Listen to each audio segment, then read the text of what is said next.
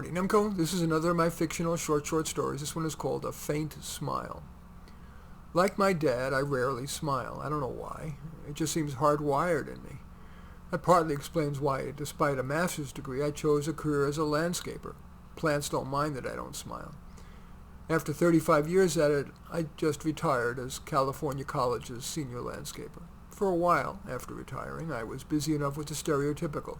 Sleeping late, drinking coffee, taking my morning constitutional, doing errands, and cleaning out the garage. But then I started to look for ways to fill chunks of time. So I decided I'd drive down the coast to see the Huntington Gardens in Pasadena.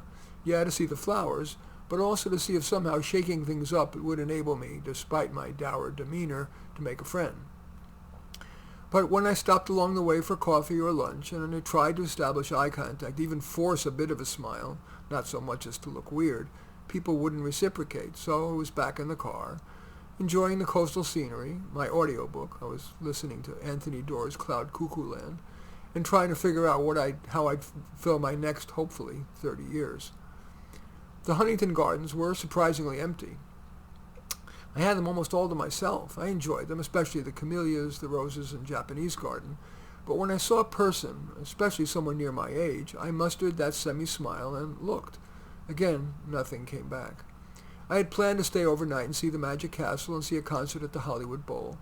But I felt dispirited, so I headed right back to San Francisco, even though that would get me home after midnight. Just before I got onto 5 North, the faster but less scenic route, I saw a boy, maybe 16, hitchhiking. I put on my half smile so as not to scare him, and he climbed in. He said he was going to visit Stanford for an admission interview 2 days from now. I said I'd be passing a half hour from there. He said, "That's more than close enough. I'll find another ride or Uber from there." I asked why he was hitching rather than, say, taking the bus. He said, "I was up for a little adventure. Greyhound didn't seem like a likely source." I liked the intelligence, humor, and, yes, that he was looking for an adventure, but not like going to Burning Man. I asked why Stanford, and was glad he didn't give a stupid answer like, "It's prestigious." He said, "AI promises to remain huge, and Stanford's at the epicenter, and I want to learn." I said, "Okay, ask me a question." He asked, "What do you want to tell me?" I was impressed by the non-invasiveness of his question. I said, "I'm trying to stay busy." He replied, "I'm too busy." I asked, "How can I help?" "How do I prioritize?" he asked.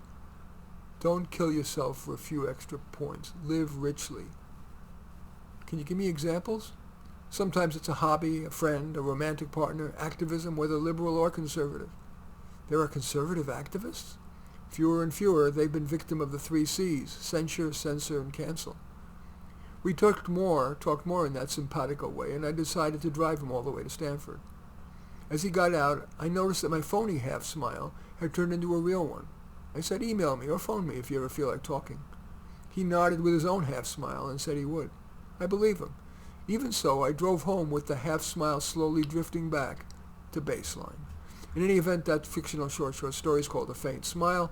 As usual, I thank you for watching. I welcome your thumbs up and accept your thumbs down. I always look forward to your comments, and especially like it if you hit the share button below. Share on your social media so that my efforts can have broader impact. And I am flattered if you choose to subscribe to my channel. And certainly would welcome you taking a look at any of my 34 books. The one most relevant to this would be Senior Stories, but all 34 are on Amazon. Just go there, search out my name, Marty Nemko, Nemko, and you will find more than you can stomach. In any event, I do thank you with a faint smile. I am Marty Nemko.